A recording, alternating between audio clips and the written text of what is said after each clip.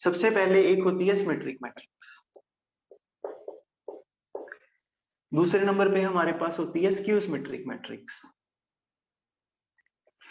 पूरा पूरा नहीं मैंने लिखा, ठीक है। फिर उसके बाद आपके पास होती है हर्मिशियन मैट्रिक्स, हर्मिशियन मैट्रिक्स। उसके बाद आपके पास क्या होती है, उसके बाद आपके पास होती है स्क्यू हर्मिशियन मैट्रिक्स। उसके बाद आपके पास होती है ऑर्थोगोनल मैट्रिक्स। उसके बाद आपके पास होती है कौन सी, उसके बाद आपके पास होती है यूनिटरी मैट्रिक्स, यूनिटरी मैट्रिक्स, ठीक है जी। उसके बाद आपके पास होती है आइडेम्पोटेंट मैट्रिक्स, है ना, आइडेम्पोटेंट मैट्रिक्स। फिर उसके बाद आपके पास एक और होती है, वो कौन सी थी, आइडेम्पोटेंट, एक एक और इनवॉल्यूटरी, इनवॉल्यूटरी,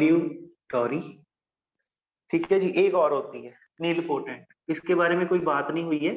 वैसे नीलपोटेंट जो है ना वो थोड़ी मतलब एमएससी लेवल पे जाके आती है, ठीक है ना, तो इसके बारे में ज्यादा बात नहीं की जाती कभी, बट हम लोग वो एक लाइन लिखनी है लिख लेते हैं, ठीक है। सबसे पहले सिमेट्रिक, है ना, जो सिमेट्रिक है वो आप लोगों को पता, ये ना आप लोगों ने भी ऐसे सारा लिख लेना, ठीक है। सबसे पहले सिमेट्रिक जो होती है मतलब A transpose is equal to A होता है, ठीक है ना। तो द थिंग इज, सबसे पहली बात, इसकी जो आइगन वैल्यूज हैं वो हमेशा रियल होंगी। दूसरी बात, ये हमेशा ही डायगोनलाइजेबल होगा, ठीक है, ये हमेशा ही डायगोनलाइजेबल होगी। तीसरी बात, इसके जो आइगन वेक्टर हैं, इसके जो आइगन वेक्टर हैं वो ऑर्थोगोनल होते हैं, ठीक है जी। इसके जो आइगन वेक्टर हैं वो आपस में ऑर्थोगोनल होते हैं। इतनी चीज जो है ये आप लोगों ने याद कर लेनी है सभी, ठीक है, कि जो इसके आइगन वेक्टर्स हैं वो ऑर्थोगोनल होते हैं। ऑर्थोगोनल क्या होता है ना, ऑर्थोगोनल में आपको करके दिखाता हूँ, एग्जाम्पल देता हूँ मैं आपको, ये रफ में लिखने लगा फिर अब कर दूंगा, ठीक है। फॉर एग्जाम्पल एक आइगन वेक्टर आएगा 1 - 1, दूसरा आइगन वेक्टर आएगा 1 1। जब आप इनका डॉट प्रोडक्ट करोगे ना तो डॉट प्रोडक्ट क्या बनेगा, 1 - 1, 1 into 1 - 1 into 1, आपस में, है ना, वो होता है ना ए डॉट बी करना आता है ना सभी को, ए डॉट बी। तो ए डॉट बी मतलब ए डॉट बी वेक्टर वो 0 आएगा, ठीक है। तो ए डॉट बी अगर 0 हो जाता है तो आप बोलते हो कि ये ऑर्थोगोनल वेक्टर्स है, ठीक है जी। Orthogonal perpendicular basically, if A dot B, if dot product of two vectors is 0 then the vectors are perpendicular, ये आप लोगों ने किया होगा, ठीक है, वही ऑर्थोगोनल होता है, ठीक हो गया ना। चलो, अब सेम जो प्रॉपर्टीज इसकी हैं वही वाली सेम प्रॉपर्टीज हर्मिशियन की हैं, है ना। इसमें एक सबसे इंपॉर्टेंट बात है, इसकी जो डायगोनल है ना वो हमेशा रियल होगी, है ना। इसके अंदर जो डायगोनल है वो हमेशा रियल होगी, मतलब इसके अंदर जो डायगोनल एंट्रीज होती हैं वो हमेशा रियल नंबर होते हैं। पहली बात ये सबको क्लियर हुई है। उसके बाद ये वाली 3 प्रॉपर्टीज वो तो ऐसे ही आ जाएंगी, ठीक है जी, कि आइगन वैल्यूज हमेशा रियल होंगी, डायगोनलाइजेबल होएगी, और आइगन वेक्टर जो है वो ऑर्थोगोनल होंगे। आई होप आप लोगों को ये चीज है सभी को क्लियर हुई है। उसके बाद आपके पास आ जाता है स्क्यू सिमेट्रिक, ठीक है जी। जब स्क्यू सिमेट्रिक आता है इसके अंदर क्या बोलते हैं कि A transpose is equal to -a, है ना। तो आप क्या बोलते हो, पहली बात, जो इसके आइगन वैल्यूज हैं वो हमेशा 0 होंगे या प्योरली इमेजिनरी होंगे, ठीक है जी। या इसके आइगन वैल्यूज हैं वो 0 होंगे या प्योरली इमेजिनरी, पहली बात। दूसरी बात, इसका डायगोनल जो है वो हमेशा 0 होता है, ठीक है जी, ये हम लोगों ने किया हुआ है। Diagonal entries of skew symmetric matrix is always 0, are always 0। अच्छा, फिर उसके बाद तीसरे नंबर पे क्या आता है कि अगर ये ऑड ऑर्डर वाली है तो इसका जो डिटर्मिनेंट है वो अपने आप ही 0 बन जाता है, ठीक है। इतनी बात जो है ये हम लोगों को करनी है। बाकी ये डायगोनलाइजेबल होती है कि नहीं कुछ नहीं पता, है ना। और इसके जो आइगन वेक्टर्स हैं वो ऑर्थोगोनल होते हैं कि नहीं वो भी नहीं हमको पता, ठीक है जी, ये चीज है। तो आई होप आप लोगों को ये चीज सभी को क्लियर होती है, ठीक है। अच्छा, एक मैं आप लोगों को और बताता हूँ, अगर आपके पास ये मैट्रिक्स है, ये स्क्यू सिमेट्रिक है, ऑड ऑर्डर की है, ऑर्डर देखिए, ऑड ऑर्डर जब मैं बोल रहा हूँ ना, मेरे को वैसे ऑड ऑर्डर मेरे को बोलना ही नहीं चाहिए, मेरे को सोचना चाहिए 3x3, क्योंकि हमारा तो काम ही सारा 3x3 तक जाना है। तो अगर 3x3 की मैट्रिक्स है आपको ये नहीं होता कि आप एग्जाम में क्वेश्चन करने बैठे और आपने दिमाग लगाया हाई ये सिमेट्रिक है कि नहीं, नहीं, वो ना अपने आप ही दिख जाता है। जब आपको डायगोनल जीरो दिख रहा हो और आपको एंट्रीज हैं वो अल्टरनेट दिख रही हो, एक तरफ माइनस में दूसरी तरफ प्लस में, तो आपको अपने आप ही दिमाग में अंदाजा हो जाता है कि जो मैट्रिक्स है वो सिमेट्रिक है। मैं आपको क्यों बता रहा हूँ, जो आपके पास मैट्रिक्स है वो सिमेट्रिक है, जो आपके पास मैट्रिक्स है वो सॉरी स्क्यू सिमेट्रिक है। अगर वो स्क्यू सिमेट्रिक है उसका डिटर्मिनेंट जीरो होएगा। और आपको पता है जो डिटर्मिनेंट है वो क्या होता है, कल किया था, प्रोडक्ट ऑफ आइगन वैल्यूज होता है ना, प्रोडक्ट ऑफ आइगन वैल्यूज होता है। इसका मतलब प्रोडक्ट ऑफ आइगन वैल्यूज क्या हो गया, जीरो हो गया। इसका मतलब lambda one into lambda two into lambda three is equal to zero हो गया।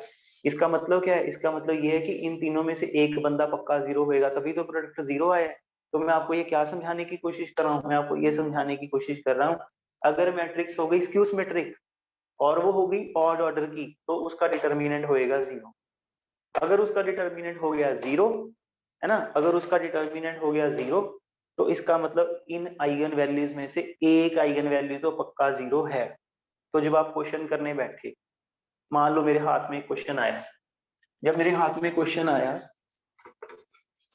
जब मेरे हाथ में क्वेश्चन आया, क्वेश्चन था फॉर एग्जांपल 0 0 0 1 -1 1, फिर -1 -1 +1 -1, थोड़ा छोटा लिखा गया पर कोई बात नहीं, आपको समझ आ जाएगा। ये मैट्रिक्स है, ये स्क्यू सिमेट्रिक है। उन्होंने बोला which of the following are eigen values, है ना, तो उन्होंने क्या लिखा, उन्होंने लिखा 1, आपने उन्होंने लिखा 1 -1 0, उन्होंने लिखा 1 -2 1, फिर उन्होंने लिखा सी पार्ट, फिर उन्होंने लिखा फॉर एग्जांपल 2 2 -4 इस तरह से, और डी पार्ट उन्होंने लिखा, कुछ भी लिख दिया, ना लिख दिया, चलो ठीक है। एग्जाम्पल दे रहा हूँ मैं आपको, हो सकता है क्वेश्चन गलत हुए, आप दिमाग लगाना शुरू कर देते हो।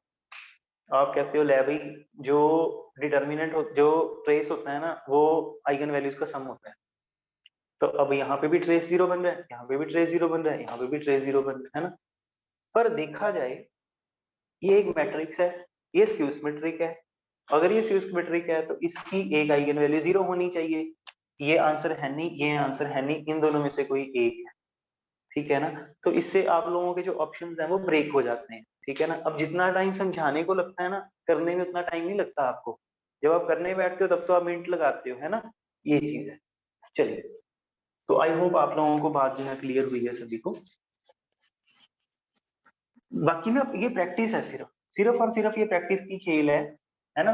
और प्रैक्टिस भी कोई हम लोगों ने बहुत औखे लेवल के क्वेश्चंस की नहीं करनी, ठीक है ना। हम लोगों को अपने एग्जाम के लेवल के क्वेश्चंस की प्रिपरेशन करनी है, ठीक है ना, प्रैक्टिस करनी है, सॉरी। तो जब आप करते हो तो मेरे को लगता है एग्जाम आप करने बैठोगे और आपसे क्वेश्चन नहीं होएगा, है ना, रादर आप लोगों को ये लगेगा कि ये क्वेश्चंस तो हम लोगों ने पहले देखे ही हुए हैं, ठीक है ना, ये चीज है। अच्छा, अब आ गई स्क्यू हर्मिटियन मैट्रिक्स। जब स्क्यू हर्मिटियन मैट्रिक्स आई तो आप लोगों ने क्या बोला, आप लोगों ने बोला कि जी सबसे पहली बार इसमें सेम है, आइगन वैल्यूज या जीरो आएंगी या प्योरली इमेजिनरी आएंगी। दूसरी बात, इसके अंदर जो डायगोनल है ना, इसके अंदर जो डायगोनल है या वो जीरो होएगा या वो प्योरली इमेजिनरी होएगा।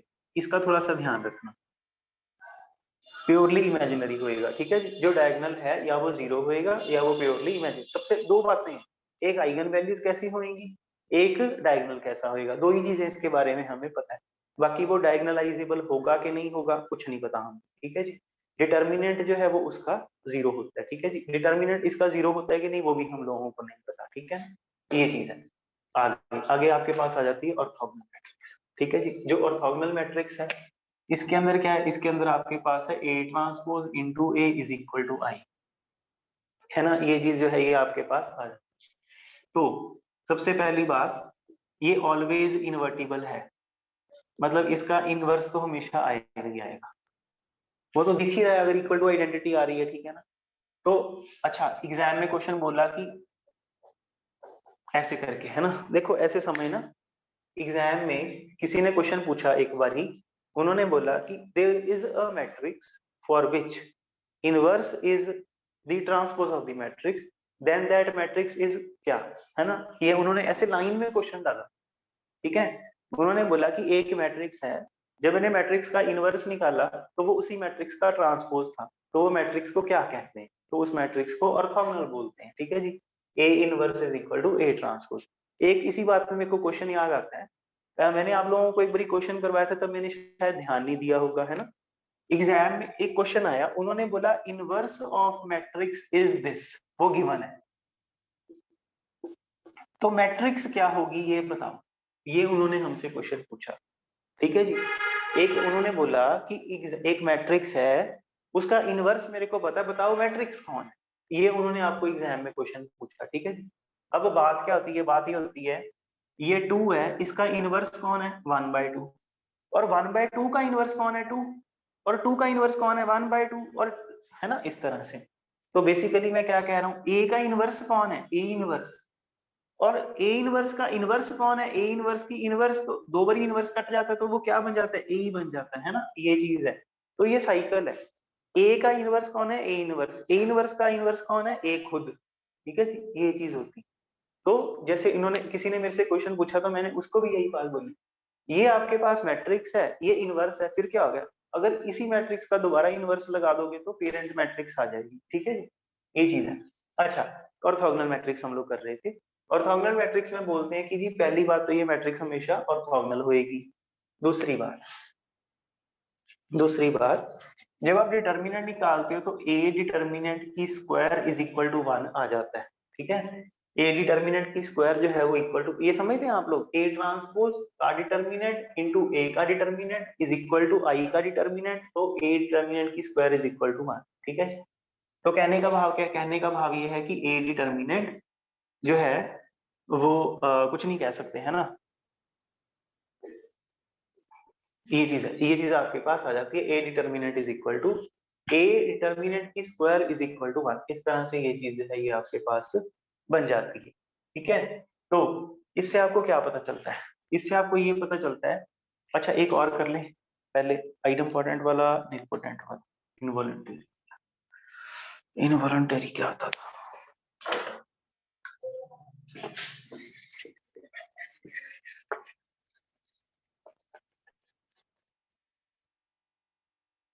हाँ जी। तो द थिंग इज कि जो आपके पास ए डिटर्मिनेंट है वो क्या आता है, वो आता है 1 या -1। ठीक है जी, ये चीज जो है ये आपके पास आ जाती है। आई होप आप लोगों को मेरी बात जो है सभी को समझ आती है कि ए डिटर्मिनेंट जो है वो 1 या -1 आता है। इससे आपको क्या पता चलता है ना, इससे आपको ये पता चलता है कि इसमें जो प्रोडक्ट ऑफ आइगन वैल्यूज है, प्रोडक्ट ऑफ आइगन वैल्यूज जो है वो 1 है या -1 है। ठीक है जी, इस तरह से ये चीज है ये आपके पास बन जाती है। आई होप आप लोगों को ये जो बात है सभी को आराम से समझ आई है। ठीक है, कि जो क्योंकि product of eigen value determinant होता है वो कल हम लोगों ने किया था, है ना, ये चीज है।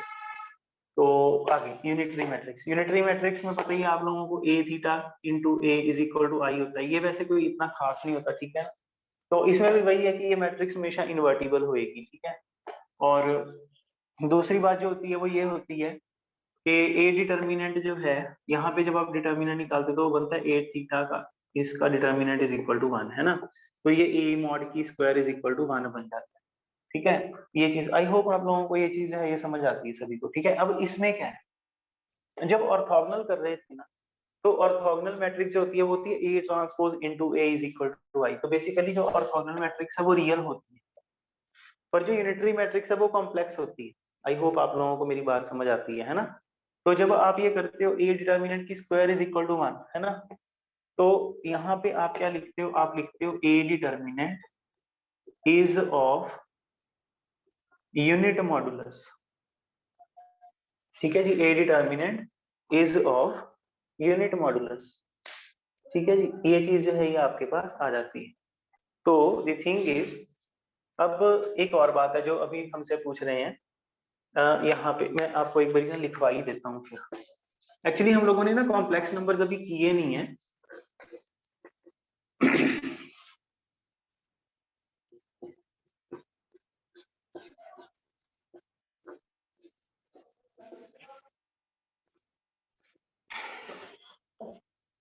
हाँ जी, देखिएगा सारे प्लीज। एक ऑर्थोगोनल वाला एक क्वेश्चन है वो मैं आपको करवा दूं, है ना। क्वेश्चन आया, एक ए मैट्रिक्स है वो है cos theta, sin theta, minus sin theta, cos theta, ये क्वेश्चन। ठीक है जी, ये मैट्रिक्स होती है ऑर्थोगोनल होती है। जब आप इसका डिटर्मिनेंट निकालोगे, डिटर्मिनेंट इसका 1 आएगा। ठीक है जी, मैं सारी बातें ये आप लिख लेना प्लीज कॉपी पे, है ना। पहली बात, ये मैट्रिक्स ऑर्थोगोनल है। दूसरी बात, इसका जो डिटर्मिनेंट है वो 1 है। तीसरी बात, इसकी आइगन वैल्यूज कौन है?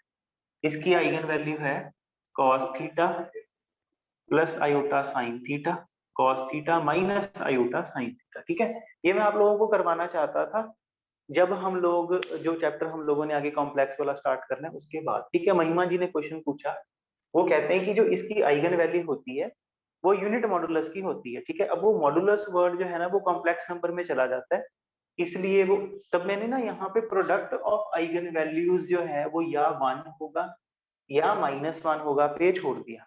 ठीक है जी, वैसे क्या होता है, अब थोड़ा सा कर रहे हैं इसलिए मैं आपको ज्यादा नहीं बता रहा, इतना ही बता रहा हूँ। जब आप इसका मॉडुलस निकालोगे, मॉडुलस हम लोगों ने ना अभी थोड़ी देर में, अगर टाइम बचा तो अभी कर ही लेना है। ठीक है, तो इसका जो मॉडुलस होता है वो 1 होता है। तो जो इन्होंने बोला कि कैसे, आप ऐसे याद रखना कि प्रोडक्ट ऑफ आइगन वैल्यूज जो है वो 1 या -1 होता है। और अब चलो लिखा है तो फिर लिख लेते हैं कि जो आइगन वैल्यूज हैं, जो आइगन वैल्यूज हैं वो यूनिट मॉडुलस की होती। ठीक है जी, जो इसकी आइगन वैल्यूज हैं किसकी, ऑर्थोगोनल मैट्रिक्स की जो आइगन वैल्यूज हैं वो यूनिट मॉडुलस की होती है। ठीक है जी, ये चीज है। चलो ओके हो गया जी। ठीक है, अब एक आधी चीज और भी होती है पर मैं वो अब नहीं बताता आपको। ठीक है, दूसरी बात, अब आइडम इम्पोर्टेंट पे आ गए हैं। तो ठीक है जी, तो जो आइडम इम्पोर्टेंट है वो आप लोगों को याद है ना, ए स्क्वायर इज इक्वल टू ए था। ठीक है, ए स्क्वायर इज इक्वल टू ए था। तो जब आप इसका डिटर्मिनेंट निकालते हो, आप लोगों को याद होगा सभी को, इसका डिटर्मिनेंट या 0 आता है या 1 आता है। जब आप बोलते हो कि इसका डिटर्मिनेंट या 0 आता है या 1 आता है, अगर डिटर्मिनेंट 0 हो गया तो वो इन्वर्टिबल हो जाएगी, सॉरी तो वो इन्वर्टिबल नहीं होगी। अगर डिटर्मिनेंट 1 आएगा तो फिर वो इन्वर्टिबल हो जाएगी। उस अकॉर्डिंगली उसकी आइगन वैल्यूज आती हैं। ठीक है, अगर डिटर्मिनेंट 0 होएगा तो एक आइगन वैल्यू पक्का 0 आएगी, अगर जो है वो 1 होएगा तो फिर सारी जो है वो नॉन जीरो आएगी। ठीक है, तो इसके ऊपर आइडम इम्पोर्टेंट के ऊपर कुछ खास नहीं बनता। ठीक है, सिर्फ एक इसका डिटर्मिनेंट का ही होता है कि हाँ वो होता है। ठीक है, एक शायद मैंने आप लोगों को शायद भेजा था कि इसके लिए जब आप रो ए प्लस रो आई माइनस ए निकालते हो तो वो एन होता है। ठीक है, ये ना एग्जाम में एक बारी क्वेश्चन जो है पूछा हुआ है, अपने एग्जाम में तो नहीं पूछा था इतना, इतना टिपिकल जो देखिए, अगर एग्जाम में ये डालें तो इसे एज ए रिजल्ट डालेंगे। ठीक है ना, अदरवाइज जो है इस तरह का क्वेश्चन जो है वो नहीं पूछते। अच्छा, नीलपोटेंट क्या था? नीलपोटेंट होता है जो पावर लगाते हैं तो इक्वल टू 0 हो जाता है। ठीक है, मतलब कुछ पावर लगाने पे 0 हो जाती है। तो इसके नीलपोटेंट का एक होता है कि इसकी जो आइगन वैल्यूज हैं वो 0 है। ठीक है जी, इसकी जो आइगन वैल्यूज हैं वो 0 है। ठीक है जी, nilpotent the eigen values of a nilpotent matrix is are always 0। ठीक है जी, जो नीलपोटेंट मैट्रिक्स होती है उसकी आइगन वैल्यूज हमेशा 0 होती है, सारी आइगन वैल्यू 0 होती है। ठीक है जी, आगे आ जाती है इनवोल्यूटरी। इनवोल्यूटरी में वो बोलते हैं, अब इनवोल्यूटरी मेरे ध्यान में नहीं है क्या होता था इसमें, क्या होता था, हाँ A square is equal to Y, A square is equal to Y. ठीक है जी, A square is equal to Y. तो आप बोलते हो ए डिटर्मिनेंट की स्क्वायर इज इक्वल टू 1।